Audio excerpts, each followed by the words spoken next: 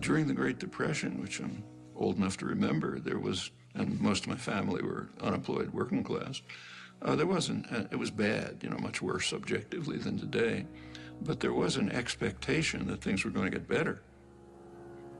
There was a real sense of hopefulness. There isn't today.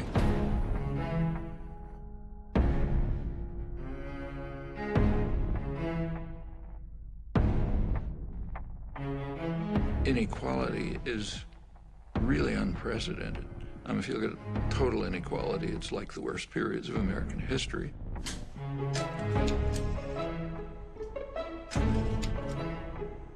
But if you refine it more closely, the inequality comes from the extreme wealth in a tiny sector of the population, a fraction of 1%. There were periods like the Gilded Age in the 20s and the Roaring 90s and so on, when a situation developed rather similar to this. Now, this period's extreme, because if you look at the wealth distribution, the inequality mostly comes from super wealth. Literally, the top 0.1% are just super wealthy. Not only is it extremely unjust in itself, inequality has highly negative consequences on the society as a whole. Because the very fact of inequality has a corrosive, harmful effect on democracy.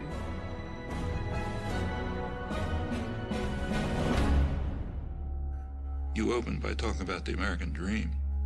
Part of the American dream is class mobility. You're born poor, you work hard, you get rich. It was possible for a worker to get a decent job, buy a home, get a car, have his children go to school. It's all collapsed.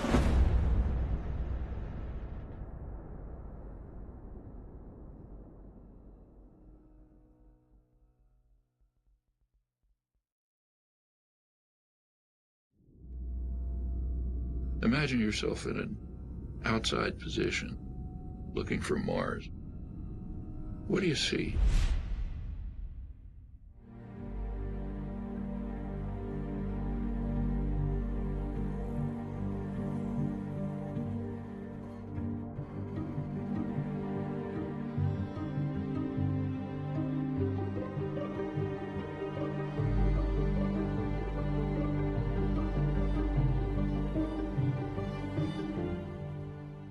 In the United States, there are professed values like democracy.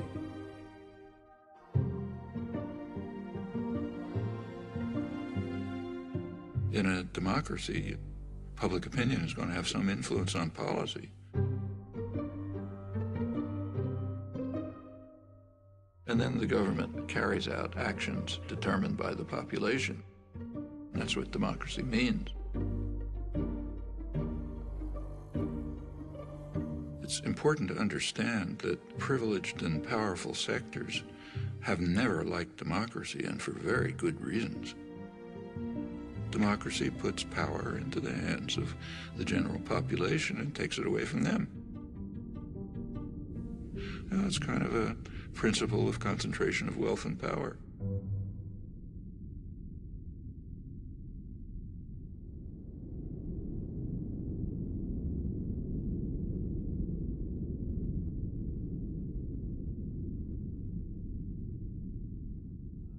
Concentration of wealth yields concentration of power, particularly so as the cost of elections skyrockets, which kind of forces the political parties into the pockets of major corporations. And this political power quickly translates into legislation that increases the concentration of wealth. So fiscal policy like tax policy, deregulation, rules of corporate governance, and a whole variety of measures, political measures designed to increase the concentration of wealth and power, which in turn yields more political power to do the same thing. And that's what we've been seeing. So we have this kind of vicious cycle in progress.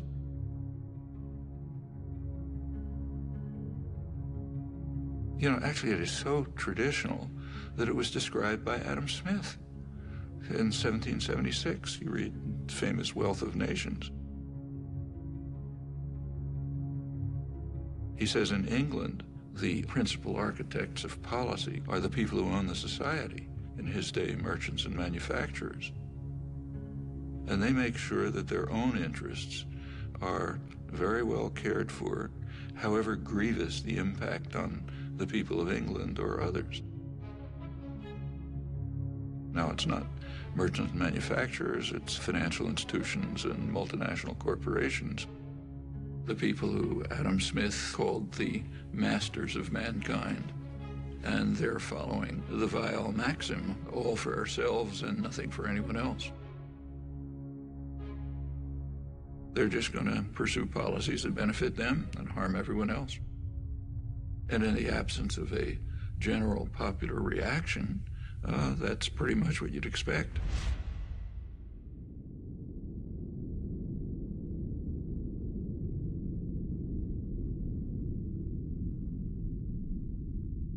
Right through American history, there's been an ongoing clash between pressure for more freedom and democracy coming from below and efforts at elite control and domination coming from above. It goes back to the founding of the country. James Madison, the main framer, who was as much of a believer in democracy as anybody in the world that day, nevertheless felt that the United States system should be designed, and indeed, with his initiative, was designed, so that power should be in the hands of the wealthy, because the wealthy are the more responsible set of men. And therefore, the structure of the formal constitutional system placed most power in the hands of the Senate. Remember, the Senate was not elected in those days. It was selected from the wealthy. Men, as Madison put it, had sympathy for property owners and their rights. If you read the debates at the Constitutional Convention, Madison said the major concern of the society has to be to protect the minority of the opulent against the majority. And he had arguments. Suppose everyone had to vote freely. He said, well, the majority of the poor would get together and they would organize to take away the property of the rich. And he said that would obviously be unjust, so you can't have that. So therefore, the constitutional system has to be set up to prevent democracy.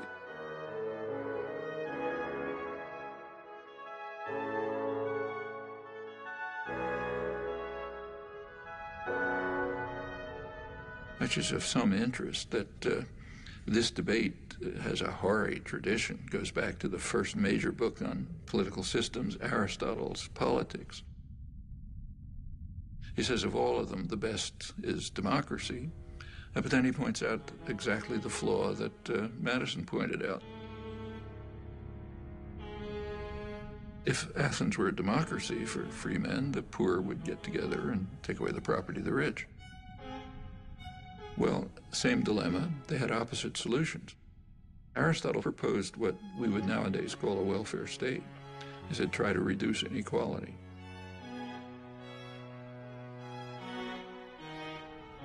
So, same problem, opposite solutions. One is reduce inequality, you won't have this problem. The other is reduce democracy.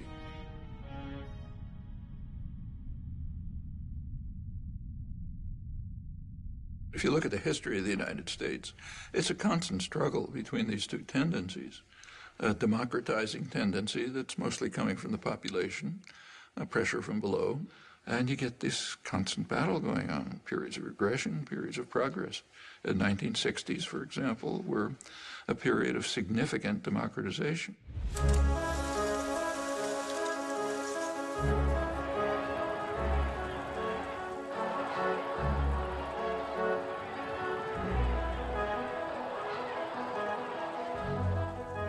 Sectors of the population that were usually passive and apathetic became organized, active, started pressing their demands.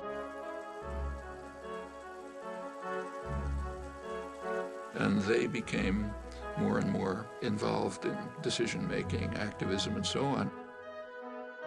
It just changed consciousness in a lot of ways.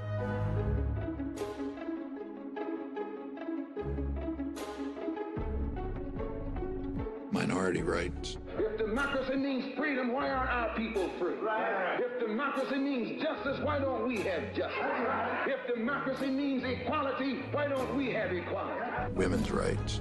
This inhuman system of exploitation will change, but only if we force it to change, and force it together. Concern for the environment. A unique day in American history is ending, a day set aside for a nationwide outpouring of mankind seeking its own survival. Opposition to aggression. I'd say to those who criticize us for the militancy of our dissent that if they are serious about law and order, they should first provide it for the Vietnamese people, for our own black people, and for our own poor people. Concern for other people. One day we must ask the question, why are there 40 million poor people in America? When you begin to ask that question, you're raising a question about the economic system, about a broader distribution of wealth, the question of restructuring the whole of American society. These are all civilizing effects. And that caused great fear.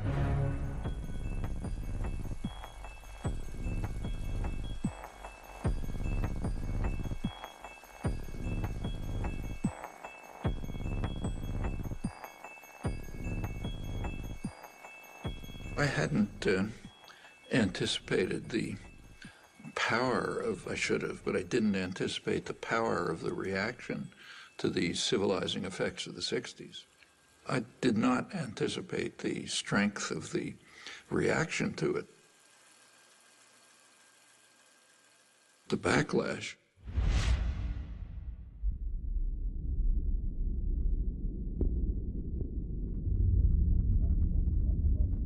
There has been an enormous, concentrated, coordinated business offensive beginning in the 70s to try to beat back the egalitarian efforts that went right through the Nixon years.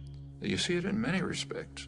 I mean, over on the right, you see it in things like the famous Powell Memorandum,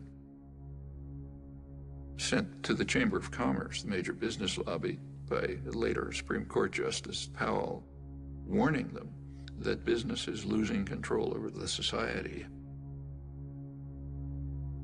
And something has to be done to counter these forces.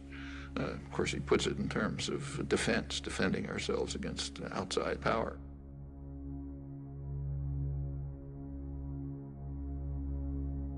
But if you look at it, it's a call for business to use its control over resources to carry out a major offensive to beat back this democratizing wave.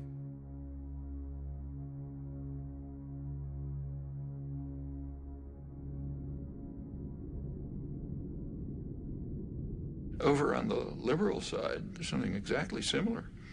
The first major report of the Trilateral Commission is concerned with this.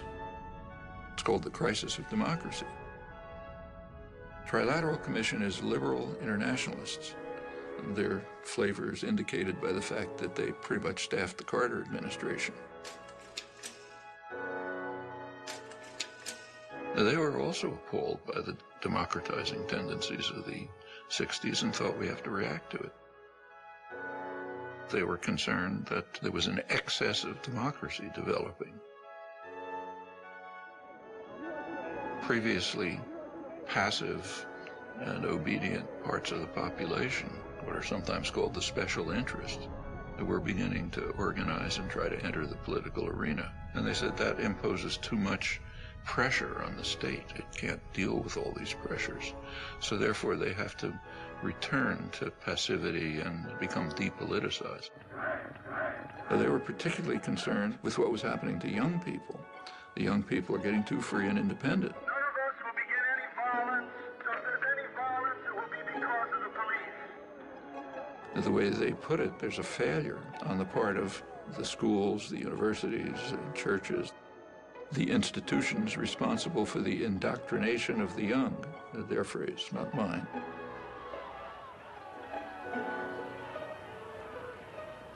If you look at their study, there's one interest they never mention: private business.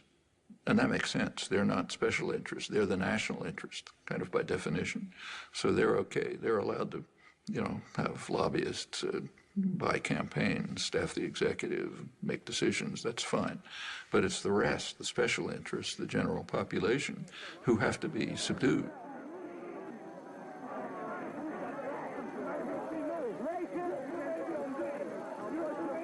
Well, that's the spectrum. It's the kind of ideological level of the backlash. But the major backlash, which was in parallel to this, was just redesigning the economy.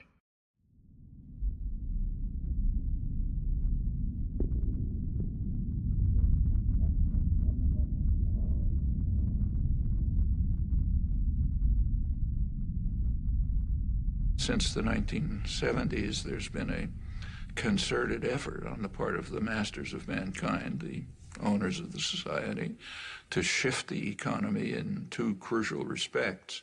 One, to increase the role of financial institutions, banks, investment firms, and so on, insurance companies.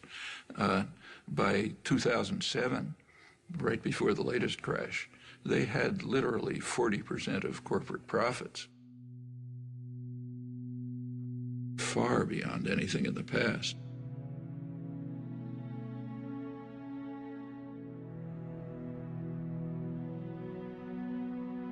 Back in the 1950s, as for many years before, the United States economy was based largely on production. The United States was the great manufacturing center of the world.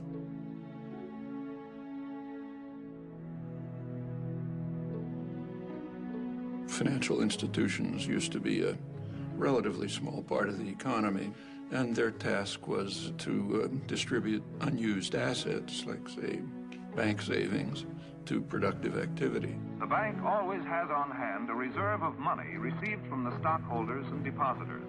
On the basis of these cash reserves, a bank can create credit. So besides providing a safe place for depositing money, a bank serves a community by making additional credit available for many purposes. For a manufacturer to meet his payroll during slack selling period, for a merchant to enlarge and remodel his store, and for many other good reasons why people are always needing more credit than they have immediately available. That's a contribution to the economy. Regulatory system was established, banks were regulated, the commercial and investment banks were separated, cut back very risky investment practices that could harm private people. There had been, remember, no financial crashes during the period of regulation. By the 1970s, that changed.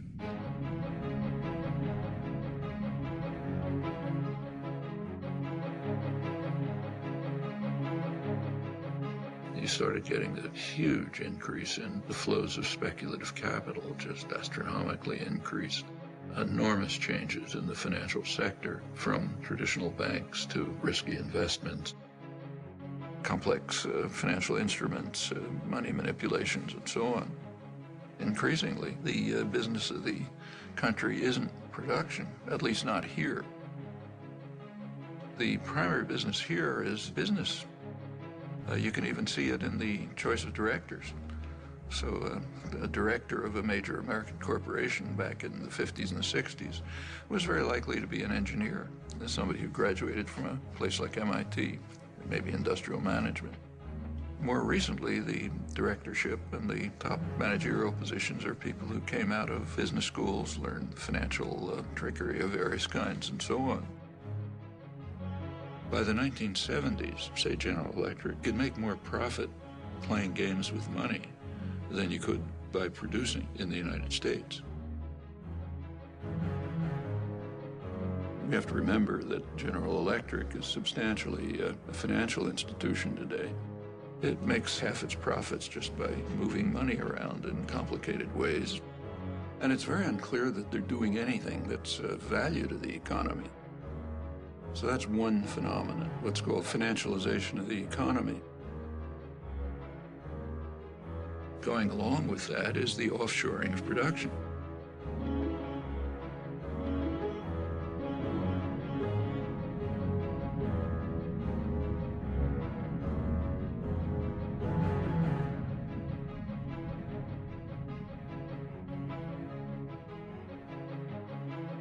trade system was reconstructed with a very explicit design of putting working people in competition with one another all over the world. And what it's led to is a reduction in the share of income on the part of working people. It's been particularly striking in the United States, but it's happening worldwide. It means that an American worker is in competition with a super exploited worker in China. Meanwhile, highly paid professionals are protected. They're not placed in competition with the rest of the world, far from it. And of course, capital is free to move. Workers aren't free to move. Labor can't move, but capital can. Well, again, going back to the classics like Adam Smith, as he pointed out, free circulation of labor is the foundation of any free trade system. But workers are pretty much stuck. The wealthy and the privileged are protected, so you get obvious consequences, and they're recognized, and in fact praised. Policy is designed to increase insecurity. Alan Greenspan, when he testified to Congress, he explained his success in running the economy as based on what he called greater worker insecurity. Atypical restraint on compensation increases has been evident for a few years now. But as I outlined in some detail in testimony last month, I believe that job insecurity has played the dominant role. Keep workers insecure, they're going to be under control. They are not going to ask for, say, decent wages or decent working conditions or the opportunity of free association, meaning unionize. Now, for the masters of mankind, that's fine. They make their profits. But for the population, it's devastating. Well, these two processes, financialization and offshoring, are part of what led to the vicious cycle of concentration of wealth, concentration of power.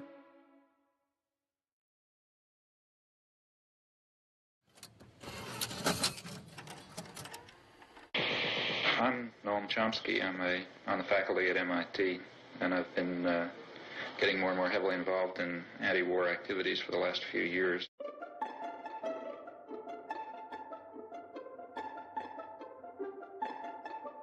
Noam Chomsky has made two international reputations. The widest is as one of the national leaders of American resistance to the Vietnam War. The deepest is as a professor of linguistics who, before he was 40 years old, had transformed the nature of his subject. You are identified with the New Left, whatever that is. You certainly have been an activist as well as a writer. Professor Noam Chomsky is listed in anybody's catalog as among the half-dozen top heroes of the New Left. This standing he achieved by adopting over the past 2 or 3 years a series of adamant positions projecting at least American foreign policy, at most America itself.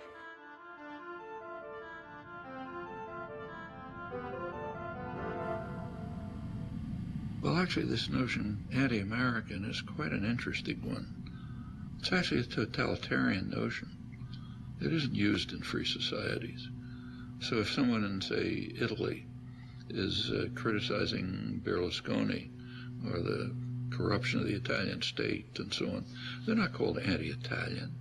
In fact, if they were called anti-Italian, people would collapse in laughter in the streets of Rome or Milan. In totalitarian states, the notion's used.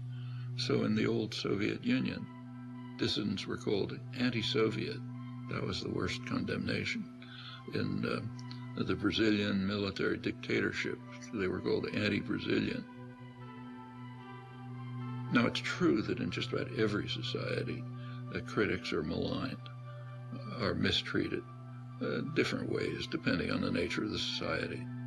Like in the Soviet Union, say, Václav Havel would be imprisoned.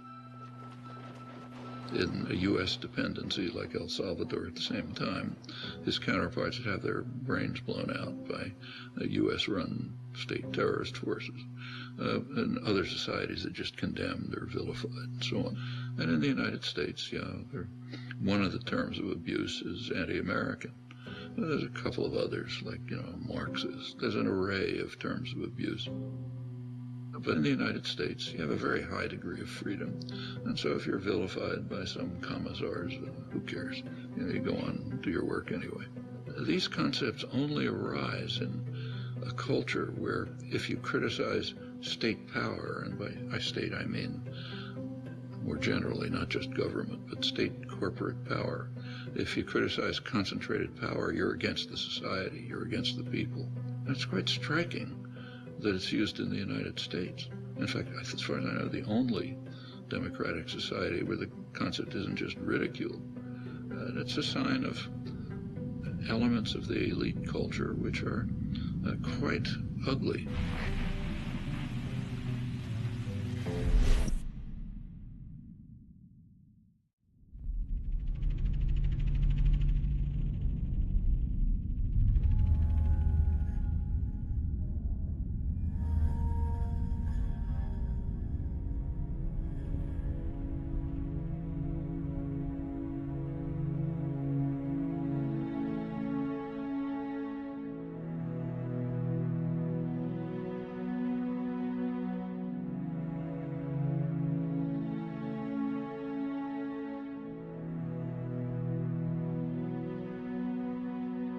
The American dream, like many ideals, was partly symbolic, but partly real.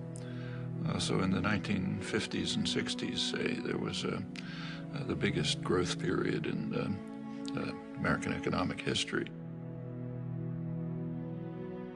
The Golden Age. It was pretty egalitarian growth, so the lowest fifth of the population was improving about as much as the upper fifth.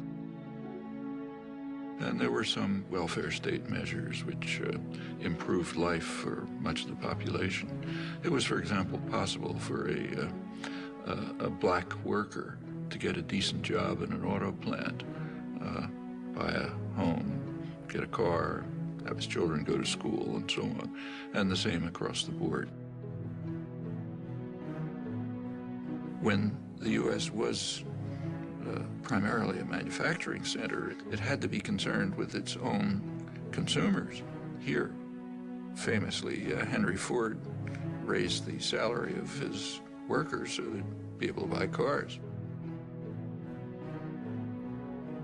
When you're moving into an international plutonomy, as the banks like to call it, with a small percentage of the world's population that's gathering increasing wealth, what happens to American consumers is of much less concern, because most of them aren't going to be consuming your products anyway, at least on any major basis. Your goals are profit in the next quarter, even if it's based on financial manipulations, high salary, high bonuses, produce overseas if you have to, and produce for the wealthy classes here and their counterparts abroad. What about the rest? Well, there's a term coming into use for them too. They're called the precariat, precarious proletariat, the working people of the world who live increasingly precarious lives. And it's related to the attitude toward the country altogether.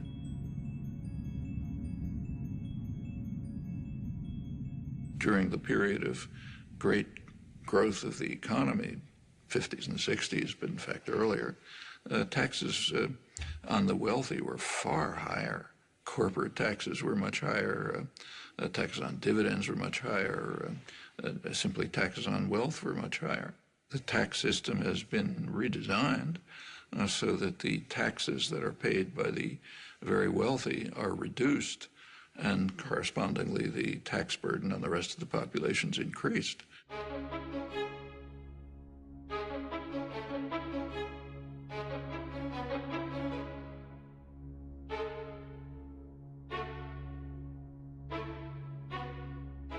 Now the shift is towards trying to keep taxes just on wages and on consumption, which everyone has to do, not say on dividends, which only go to the rich. The numbers are pretty striking.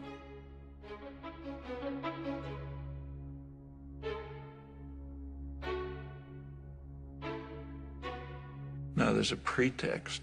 Of course, there's always a pretext. The pretext in this case is, well, that increases investment and increases jobs. But there isn't any evidence for that. If you want to increase investment, give money to the poor and the working people. They have to keep alive, so they spend their incomes. That stimulates production, stimulates investment, it leads to job growth, and so on. If you're an ideologist for the masters, you have a different line. And in fact, right now, it's almost absurd that corporations have money coming out of their pockets. So in fact, General Electric are paying zero taxes and they have enormous profits. Lets them take the profit somewhere else or defer it, but not pay taxes. And this is common. The major American corporations shift the burden of sustaining the society onto the rest of the population.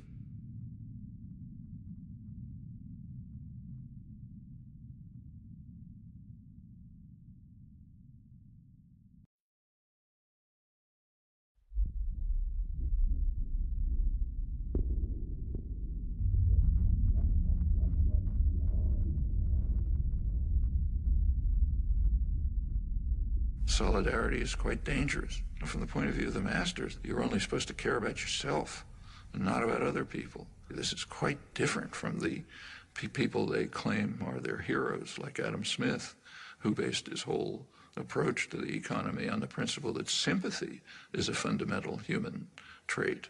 But that has to be driven out of people's heads. You got to be for yourself, follow the Weil maxim, don't care about others. Which is okay for the rich and powerful, but is devastating for everyone else.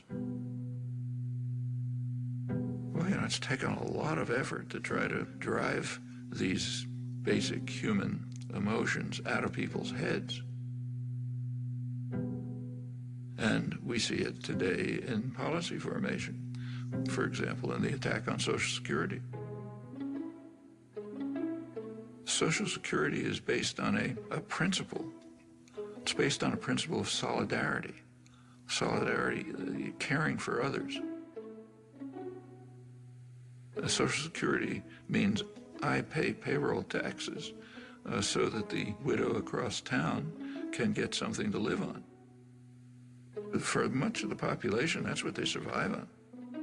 It's of no use to the very rich. So therefore, there's a concerted attempt to destroy it. One of the ways is defunding it. You want to destroy some system, first defund it. Then it won't work, people will be angry, they want something else. That's a standard technique for privatizing some system. We see it in the attack on public schools. Public schools are based on the principle of solidarity. I no longer have children in school, they're grown up.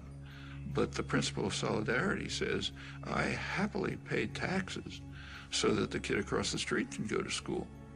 That's normal human emotion. You have to drive that out of people's heads. I don't have kids in school, why should I pay taxes? Privatize it, so on. The public education system, all the way from kindergarten to higher education, is under severe attack. I mean, that's one of the jewels of American society.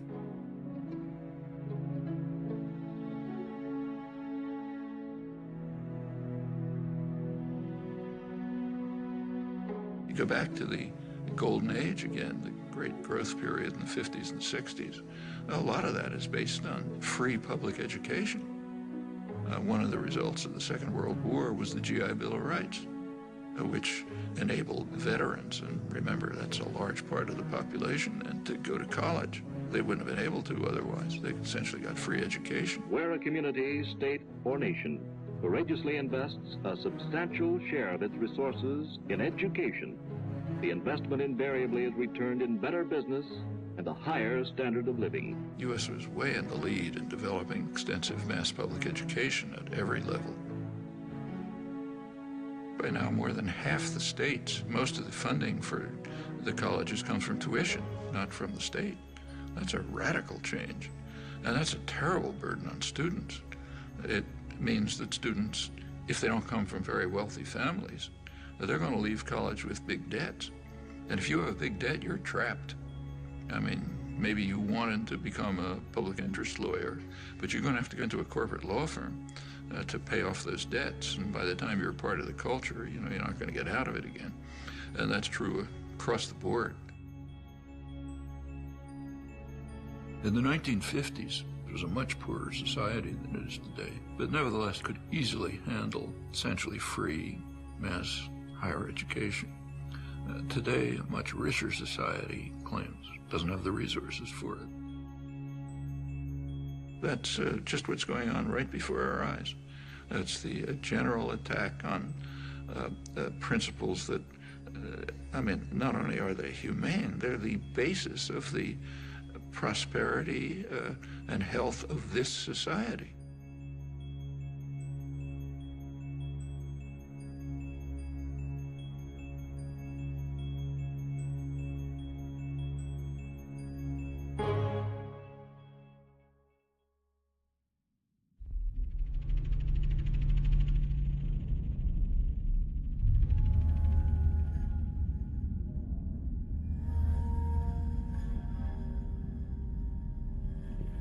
If you look over the history of regulation, say railroad regulation, financial regulation, and so on, you find that quite commonly it's either initiated by the economic concentrations that are being regulated, or it's supported by them.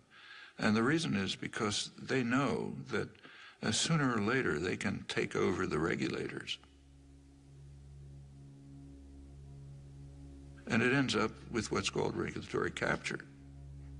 The business being regulated is in fact running the regulators.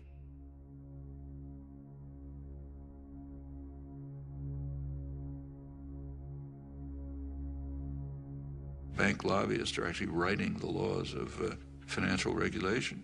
It gets to that extreme. And that's been happening through history, and again, it's a pretty natural tendency when you just look at the distribution of power. One of the things that expanded enormously in the 1970s is lobbying, as the business world moved sharply to try to control legislation. The business world was pretty upset by the advances in public welfare in the 60s, and in particular by Richard Nixon. It's not too well understood, but he was the last New Deal president, and they regarded that as class treachery. In Nixon's administration, you get consumer safety legislation, safety and health regulations in the workplace, the EPA, the Environmental Protection Agency. Business didn't like it, of course. They didn't like the high taxes, they didn't like the regulation, and they began a coordinated effort to try to overcome it. Lobbying sharply increased. Deregulation began with a real ferocity. There were no financial crashes in the 50s and the 60s because the regulatory apparatus of the New Deal was still in place. As it began to be dismantled under business pressure and political pressure, you get more and more crashes.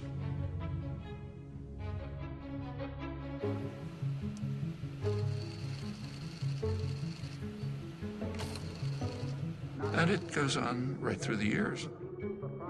70s sort of starts to begin. 80s really takes off. Congress was asked to approve federal loan guarantees to the auto company of up to $1.5 billion. Now, all of this is quite safe as long as you know the government's going to come to your rescue. So take, say, Reagan. Instead of letting them pay the costs, Reagan bailed out the banks like Continental Illinois, the biggest bailout of American history at the time. Actually ended his term with a huge financial crisis, the savings and loan crisis, and the government moved in and bailed it out. President Bush today signed the $300 billion savings and loan bailout bill. In 1999, regulation was dismantled to separate commercial banks from investment banks. Then comes the Bush, then Obama bailout. Bear Stearns is running to the feds to stay afloat. President Bush today defended the decision to bail out Citigroup.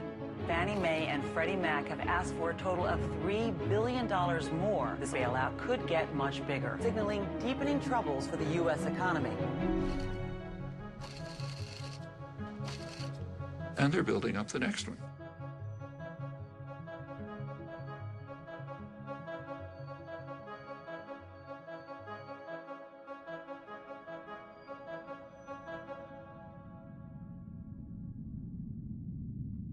Each time, the taxpayer is called on to bail out those who created the crisis, increasingly the major financial institutions. In a capitalist economy, you wouldn't do that. In a capitalist system, that would wipe out the investors who made risky investments. But the rich and powerful, they don't want a capitalist system. They want to be able to run to the nanny state as soon as they're in trouble and get bailed out by the taxpayer. That's called too big to fail. I mean, there are Nobel laureates in economics who significantly disagree with the course that we're following. People like Stiglitz, Paul Krugman, others. None of them were even approached. The people picked to fix the crisis were those who created it. The Robert Rubin crowd, the Goldman Sachs crowd, they created the crisis, are now more powerful than before. Is that accident?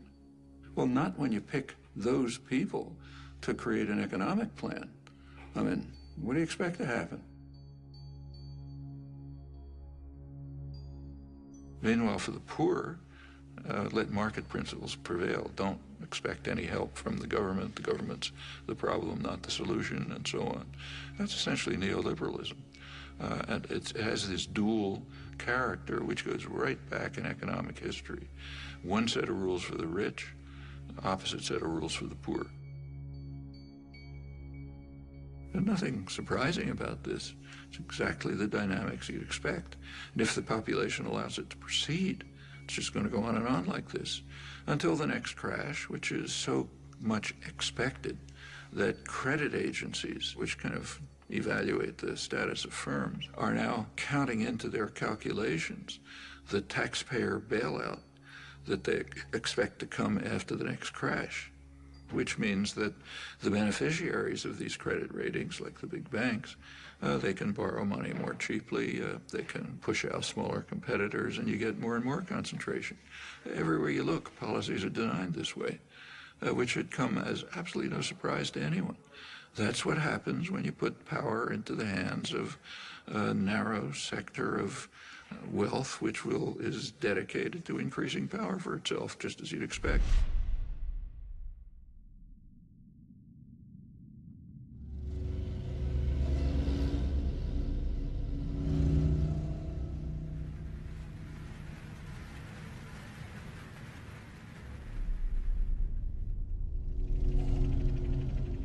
Concentration of wealth yields concentration of political power, particularly so as the cost of elections skyrockets, which kind of forces the political parties into the pockets of major corporations. The Citizens United, this was January 2009, I guess. That's a very important decision, Supreme Court decision, but it has a history. And you got to think about the history. The 14th Amendment has a provision that says no person's rights can be infringed without due process of law. And the intent, clearly, was to protect freed slaves. It says, okay, they've got the protection of the law. I don't think it's ever been used for freed slaves, if ever, marginally. Almost immediately, it was used for businesses, corporations. Their rights can't be infringed without due process of law. So they gradually became persons under the law.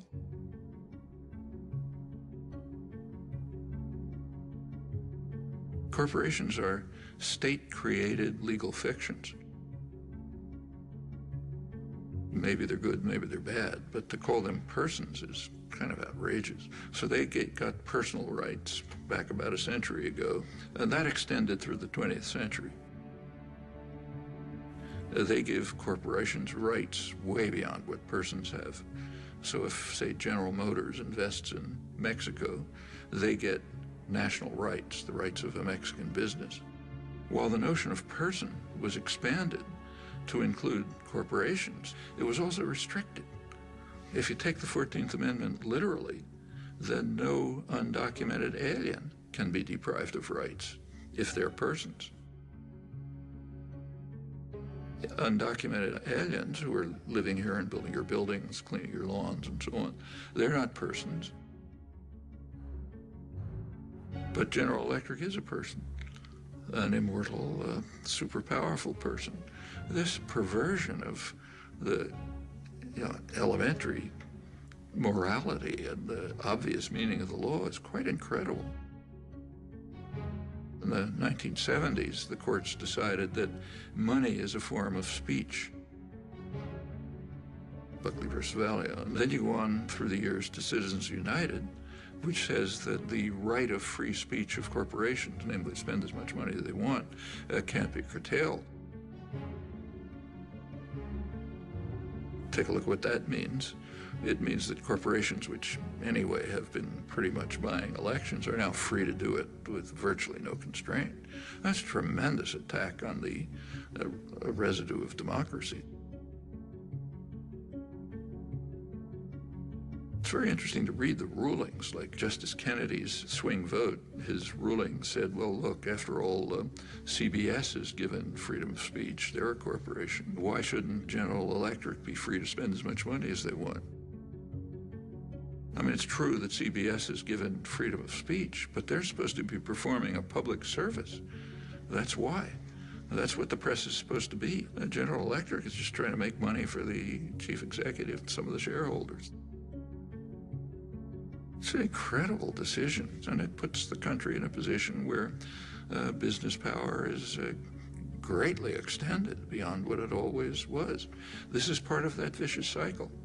The Supreme Court justices are put in by reactionary presidents who get in there because they're funded by business. That's the way the cycle works.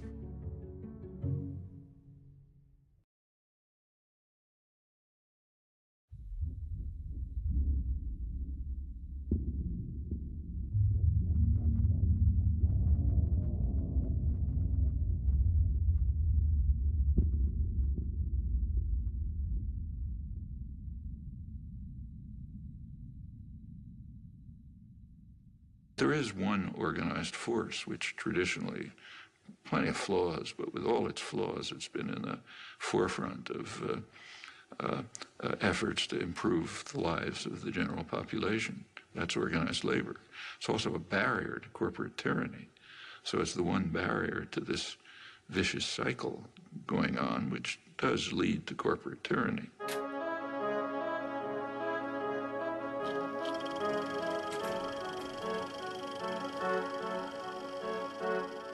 A major reason for the concentrated, almost fanatic attack on unions, on organized labor, is they are a democratizing force.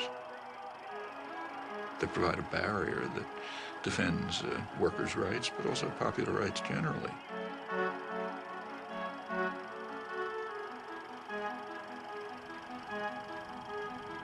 And that interferes with the prerogatives and power of those who own and manage the society. I should say that anti-union sentiment in the United States among elites is so strong that the fundamental core of labor rights, the basic principle in the International Labor Organization, is the right of free association, which would mean the right to form unions. The U.S. has never ratified that. So I think the U.S. may be alone among major societies in that respect. It's considered so far out of the spectrum of American politics, it literally has never been considered. Remember that the U.S. has a long and very violent labor history as compared with comparable societies. But the labor movement had been very strong.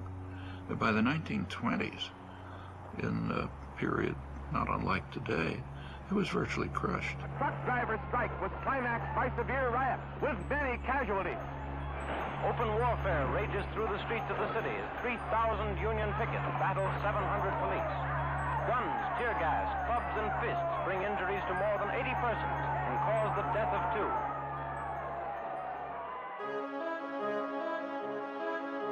By the mid-30s, it began to reconstruct. Franklin Delano Roosevelt, he himself was rather sympathetic to progressive legislation that would be in the benefit of the general population, but he had to somehow get it passed.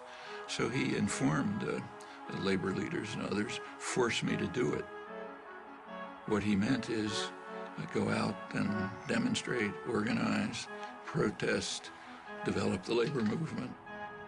When the popular pressure is sufficient, I'll be able to put through the legislation you want. I am not for a return to that definition of liberty under which for many years a free people were being gradually regimented into the service of a privileged few.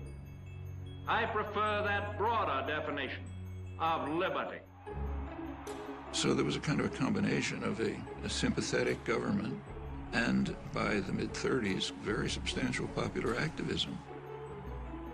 There were industrial actions, there were sit-down strikes, which were very frightening to ownership. You have to recognize a sit-down strike is just one step before saying, we don't need bosses, we can run this by ourselves.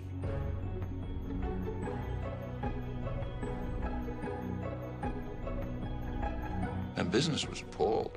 You read the business press, say, in the late 30s, they were talking about the hazard facing industrialists and the rising political power of the masses, which has to be repressed.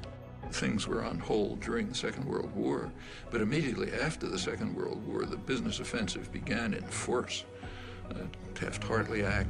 The Taft-Hartley Act was written for only one purpose: to restore justice and equality in labor management relations. And McCarthyism was used for massive corporate propaganda offensives to attack unions. It increased sharply during the Reagan years. I mean, Reagan pretty much told the business world, if you want to illegally break organizing efforts and strikes, go ahead. They are in violation of the law, and if they do not report for work within 48 hours, they have forfeited their jobs and will be terminated. Continued in the 90s, and of course with George W. Bush, who went through the roof. By now, less than 7% of private sector workers have unions.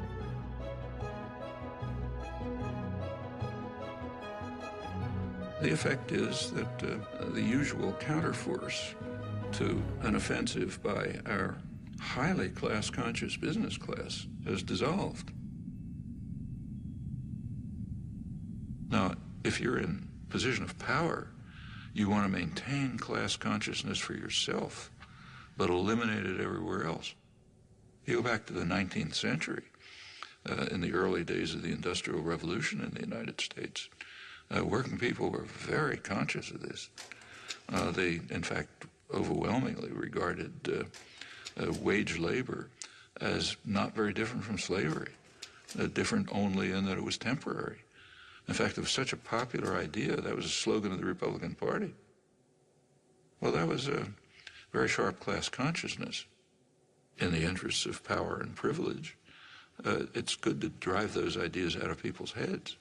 You don't want them to know that they're an oppressed class. So this is one of the few societies in which you just don't talk about class. In fact, the notion of class is very simple. Who gives the orders, who follows them? That basically defines class. It's more nuanced and complex, but that's basically it.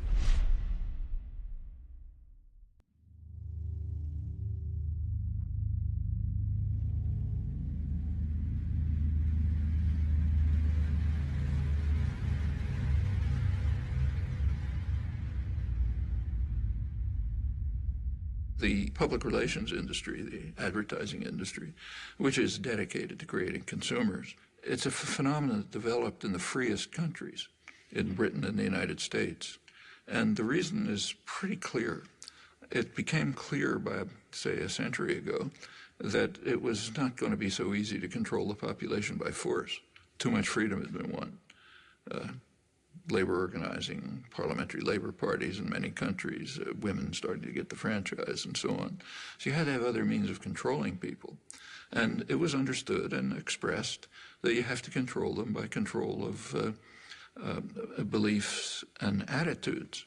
Well, one of the best ways to control people in terms of attitudes is what the great political economist Thorstein Veblen called fabricating consumers.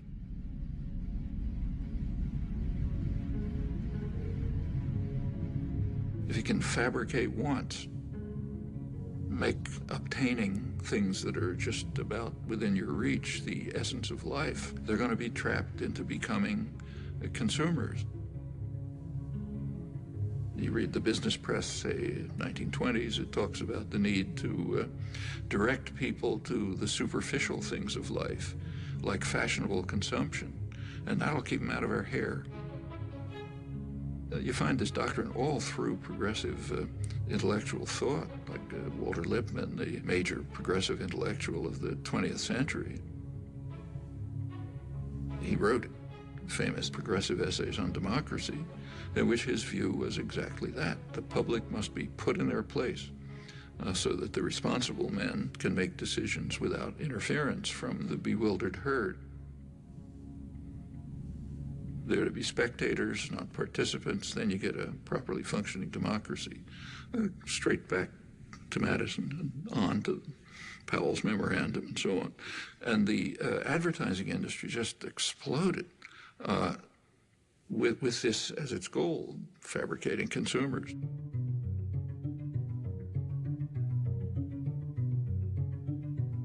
And it's done with great sophistication. You don't see many wild stallions anymore.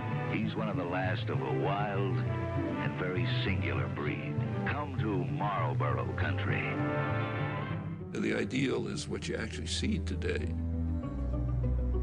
where, let's say, teenage girls, if they have a free Saturday afternoon, will go walking in the shopping mall, not to the library or somewhere else. The idea is to try to control everyone, to turn the whole society into the perfect system. Perfect system would be a society based on a dyad, a pair.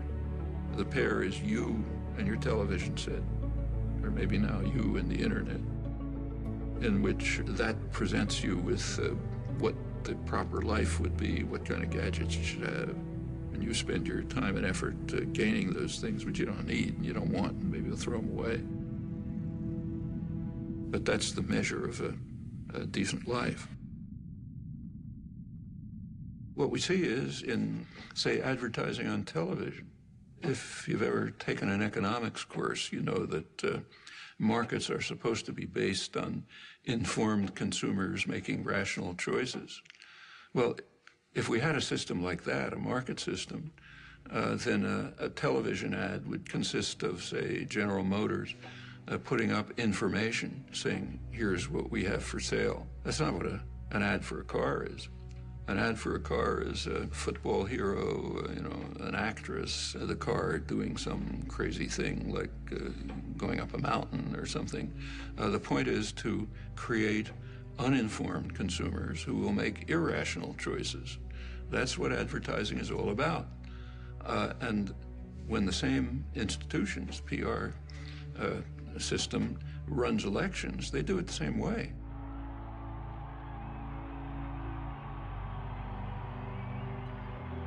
They want to create an uninformed electorate which will make irrational choices, often against their own interests. And we see it every time one of these extravaganzas take place.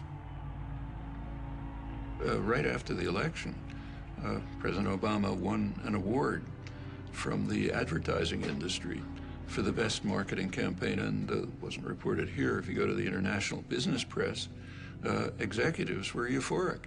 They said, we've been selling candidates, marketing candidates like, toothpaste ever since Reagan, and this is the greatest achievement we have. I don't usually agree with Sarah Palin, but when she mocks what she calls the hopey-changey stuff, she's right. First of all, Obama didn't really promise anything. That's mostly illusion. You go back to the campaign rhetoric and take a look at it. There's very little discussion of policy issues, and for very good reason, because public opinion on policy is sharply disconnected from what the two-party leadership and their financial backers want. Policy, more and more, is focused on the private interests that fund the campaigns, with the public being marginalized.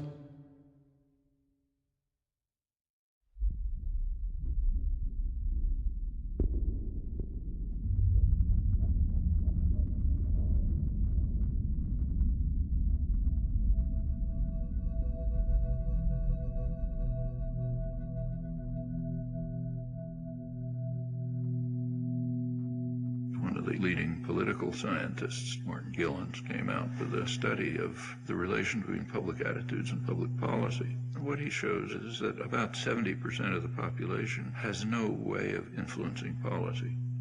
They might as well be in some other country. And the population knows it.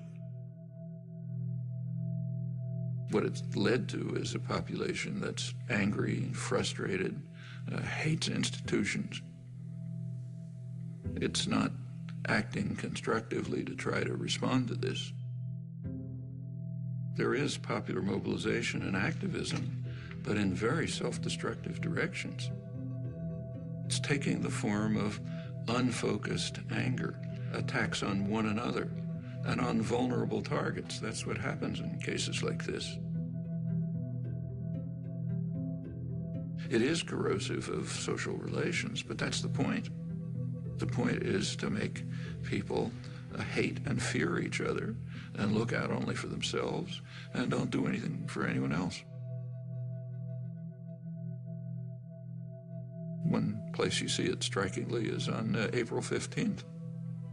April 15th is kind of a measure, the day you pay your taxes, of how democratic a society is. If a society is really democratic, April 15th would be a day of celebration.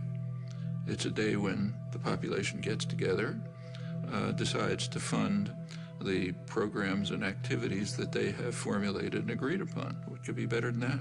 So you should celebrate it. It's not the way it is in the United States. It's a day of mourning. It's a day in which some alien power, has nothing to do with you, is coming down to steal your hard-earned money. And you do everything you can to keep them from doing it. Well, that is a kind of a measure of the extent to which, at least in popular consciousness, democracy is actually functioning. Not a very attractive picture.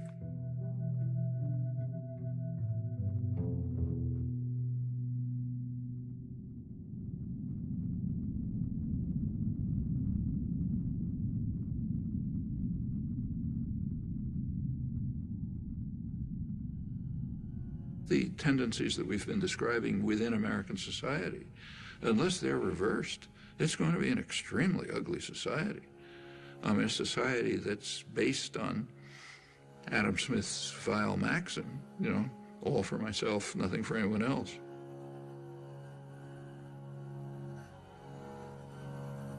A society in which normal human instincts and emotion of sympathy, solidarity, mutual support, in which they're kind of like driven out.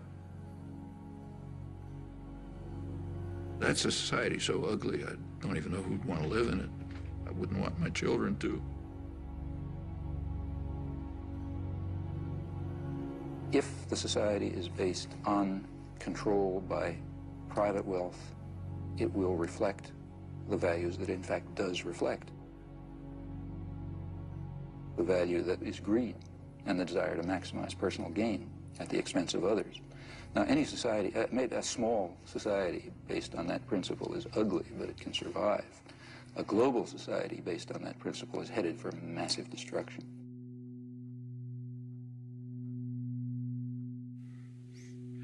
I don't think we're smart enough to design in any detail what a perfectly just and free society would be like. I think we can give some guidelines, and more significant, we can ask how we can progress in that direction.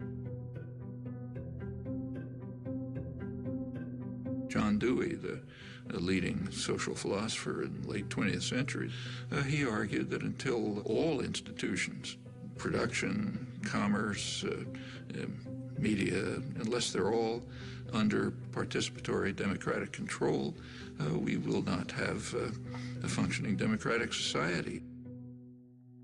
As he put it, policy will be the shadow cast by business over society.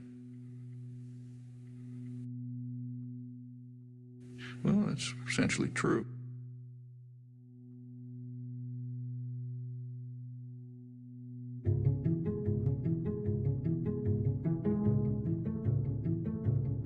Where there are structures of authority, domination, and hierarchy, somebody gives the order, somebody takes them, they are not self-justifying. They have to justify themselves.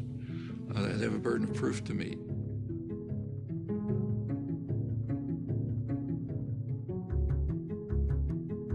Well, if you take a close look, usually you find they can't justify themselves.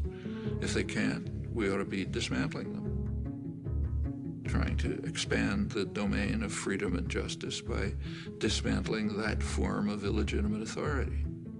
And in fact, progress over the years, what we all thankfully recognize as progress, has been just that. The way things change is because lots of people are working all the time. And, you know, they're working in their communities, in their workplace, or wherever they happen to be, and they're building up the basis for popular movements which are going to make changes. That's the way everything has ever happened in history. Take, say, freedom of speech. One of the real achievements of American society. It's first in the world in that. It's not in the Bill of Rights. It's not in the Constitution. Freedom of speech issues began to come to the Supreme Court in the early 20th century. The major contributions came in the 1960s. One of the leading ones was a case involving the civil rights movement. Well, by then you had a mass popular movement which was demanding rights, refusing to back down. And in that context, the Supreme Court did establish a pretty high standard of freedom of speech. Or take, say, women's rights. Women also began identifying oppressive structures, refusing to accept them, bringing other people to join with them. Well, that's how rights are won. To a non-trivial extent, I've also spent a lot of my life in activism. I mean, that doesn't show up publicly, but yeah. Actually, I'm not terribly good at it. I'm not the greatest organizer. I think that we can see quite clearly some very, very serious defects and flaws in our society, our level of culture, our institutions, which are going to have to be corrected by operating outside of the framework that is commonly accepted. I think we're going to have to find new ways of political action. But the activists are people who have created the rights that we enjoy. They're not only carrying out policies based on information that they're receiving, but also contributing to the understanding. Remember, it's a reciprocal process. That you have a great deal of... You try to do things, you learn. You learn about what the world is like. That feeds back to the understanding of how to go on. There's huge opportunities. It is a very free society. It's still the freest in the world. Government has very limited capacity to coerce. Corporate business may try to coerce, but they don't have the mechanisms. So there's a lot that can be done if people organize, struggle for their rights as they've done in the past, and they can win many victories.